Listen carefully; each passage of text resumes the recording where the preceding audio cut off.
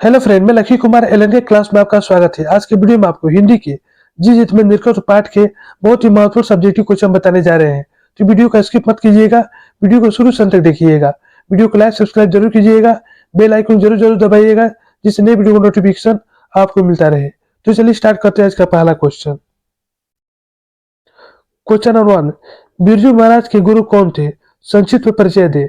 बिरजू महाराज के गुरु उनके पिताजी थे। कौन थे? तो उनके पिताजी थे। उन्होंने स्वयं अपने पिता का शिष्य होने की बात स्वीकार की है। वो कहते हैं, शागिर्द तो बाबूजी का हूँ। किसका हूँ? तो बाबूजी का हूँ।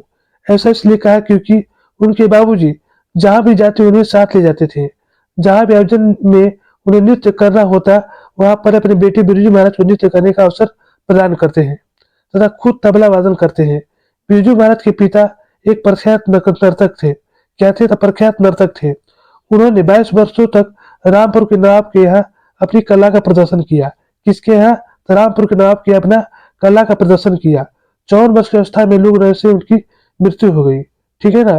54 वर्ष की अवस्था में उनको लू लगने से उनकी मृत्यु हो गई। चलिए अगला क्वेश्चन देखते हैं। क्वेश्चन नंबर 2, बिरजू महाराज का अपने संगीत के बारे में क्या राय है? अपने संगीत के बारे में बिरजू महाराज की राय है कि विदेशी शिष्य वैधानिक उन्नति कर रही है। क्या कर रही है? तो विदेशी शिष्य वैधानिक उन्नति कर रही है। तीरथ प्रताप और प्रदीप ने अच्छा काम किया है। कौन अच्छा काम किया है? तीरथ प्रताप और प्रदीप ने अच्छा काम किया है। शाश्वती तरक्की की राह पे है। और दुर्गा भी। कृष्ण मोहन राम मोहन उतना ध्यान नहीं दे पा रहे हैं। कौन ध्यान नहीं दे पा रहे हैं? तो कृष्ण मोहन और राम मोहन उतना ध्यान नहीं दे पा रहे हैं जितना देना चाहिए। बेटे भी ध्यान नहीं दे रहे हैं। इन लोगों में अपेक्षित उत्साह, त्याग, समर्पण भावना नहीं है। क्या नहीं है? तो उत्साह, त्याग, समर्पण भावना नहीं है। ये नाच को इंजॉयमेंट समझते हैं। क्या समझते हैं? तो नाच को इंजॉयमेंट समझते हैं, साधारण नहीं। चलिए अगला क्वेश्चन देखते हैं। क्वेश्चन नंबर 3, किनके साथ नाचते हुए बिरजू महाराज को पहली बार प्रथम पुरस्कार मिला? अपने पिता और चाचा शंभू महाराज के साथ नाचते हुए बिरजू महाराज को पहली बार प्रथम पुरस्कार मिला। काफी महत्वपूर्ण क्वेश्चन है, इसे याद रखिएगा। चलिए अगला क्वेश्चन देखते हैं। क्वेश्चन नंबर 4, कोलकाता के दर्शकों की प्रशंसा का बिरजू महाराज के नर्तक जीवन पर क्या प्रभाव पड़ा? कोलकाता के दर्शकों की प्रशंसा का बिरजू महाराज के जीवन में प्रभुत्व प्रभाव पड़ा। उन्हें लगा कि कुछ है और कुछ कर सकते हैं। क्या लगा उनको? उन्हें लगा कि कुछ है और कुछ कर सकते हैं। चलिए अगला क्वेश्चन देखते हैं। क्वेश्चन नंबर 5, बिरजू महाराज अपने सबसे बड़ा जज अपनी अम्मा या माँ को क्यों मानते हैं? बिरजू महाराज अपने सबसे बड़ा जज अपनी अम्मा को इसलिए मानते थे क्योंकि इनकी अम्मा अपनी कुल परंपरा से आती थी। किससे आती थी? तो अपनी कुल परंपरा से आती थी। कथक नृत्यों की महान विरासत अपने स्मृति में सहेज कर रखती थी।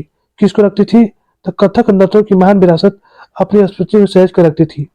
और बच्चे के पिता के निधन के बाद उनकी देखभाल के अलावा रियाज पर भी ध्यान रखती थी। किस पर ध्यान रखती थी? तो रियाज पर भी नजर रखती थी। गड़बड़ होने पर बाबूजी की तस्वीर दिखाकर हौसला बढ़ाती थी। क्या दिखाती थी? गड़बड़ होने पर पिताजी की तस्वीर को दिखाकर हौसला बढ़ाती थी। चलिए अगला क्वेश्चन देखते हैं। क्वेश्चन नंबर 6, बिरजू महाराज कौन कौन सी बात बजाते थे?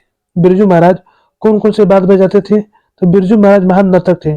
क्या थे? तो वो महान नर्तक थे। उनके कार्यक्रम विभिन्न देशों के कोने में हुए हैं।